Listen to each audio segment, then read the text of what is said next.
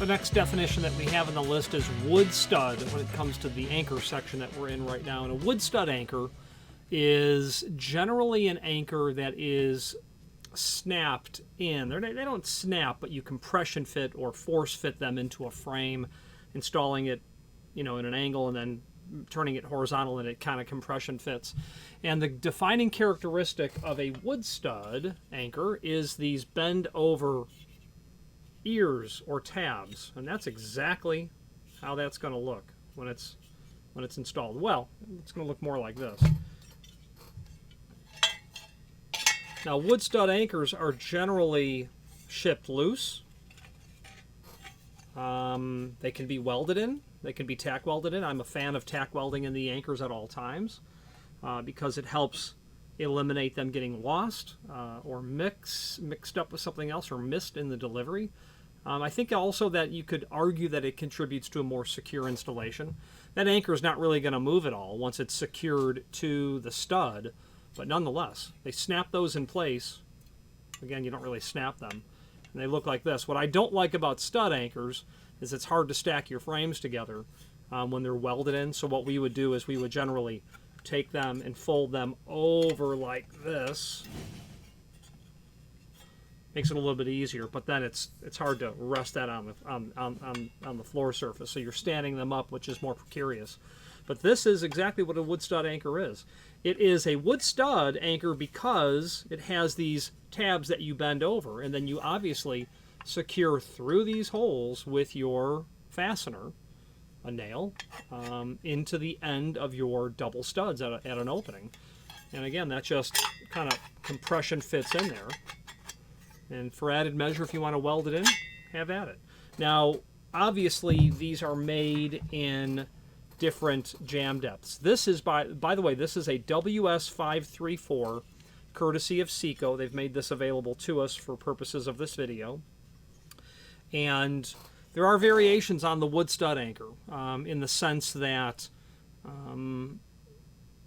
there are those that make an adjustable depth anchor where it's a two-piece system, and they are, there's a part A and a part B, and what's nice about those is you can accommodate different jam depths.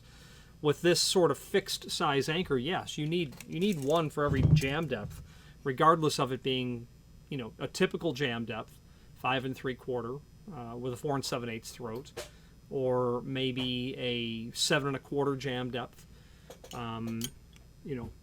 The other masonry sizes, 5 3/4 is basically the length of that. Other masonry jam depths, like an 8 3/4, typical for 8-inch CMU. You're not really going to see a wood stud for that unless you have some really unusual, wall construction that a throat of 7 3/4 works perfectly for you. But that's what the wood stud anchor is really for. Now, when it comes to partition construction and welded frames, clearly you have a welded frame or a frame that's been assembled at least. You really like to have that back bend return on the back side of the frame. Oh, here it is. Sorry, I keep forgetting I have my sample. This is the return. A back bend return comes back down this way. It makes it easier to slide the drywall in. Installers will complain that when they slide that drywall in, it pulls the paper off, and then the paper bunches up here, and they have to peel that off, and that's no good. So a back bend return is really nice. It's just wood stud anchors wouldn't work in what is called a drywall type frame, meaning it has the back bend return. Or one of the things that define a drywall frame is having a back bend return. But nonetheless, that's what this stud anchor is for. Again, there are variations on this, but the general concept is that it goes into the throat.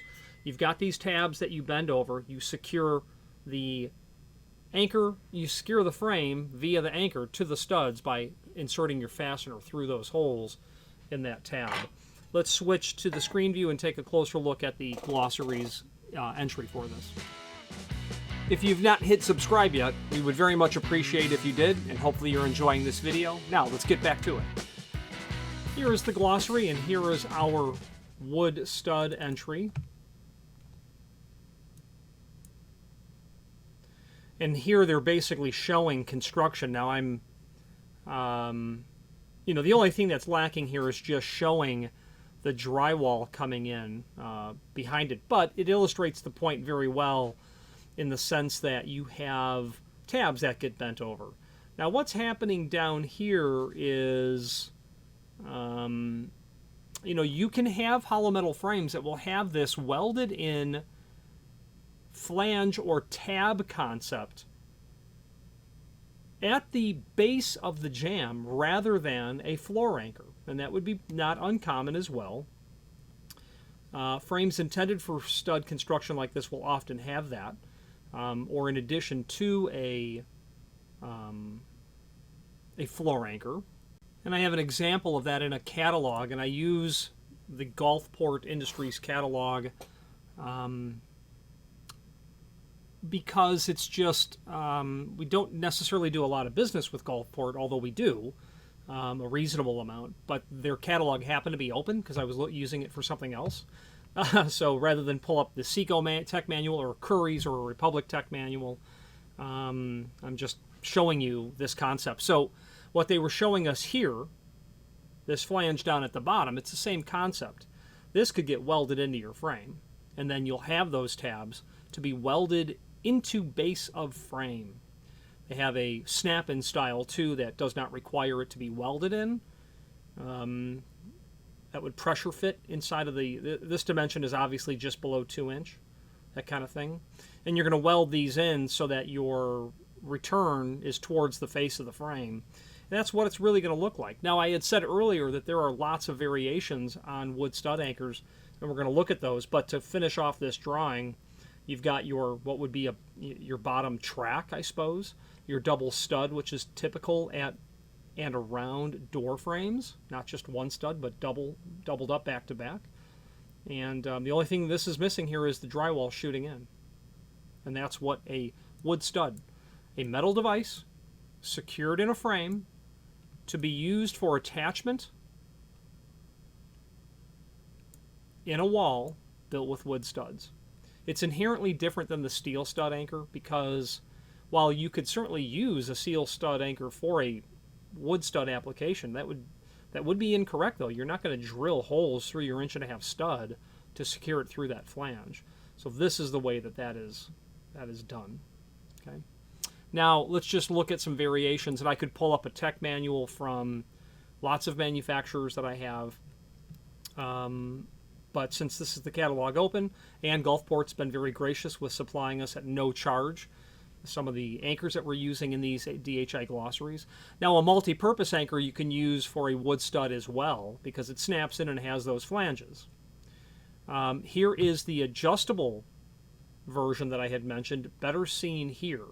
So my opinion is that in a hollow metal shop, you're going to stock 5 3/4 wood stud anchors, and you're probably going to stock another size, 7 1/4 jam depth maybe.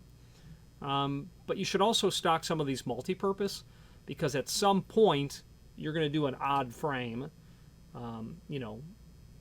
7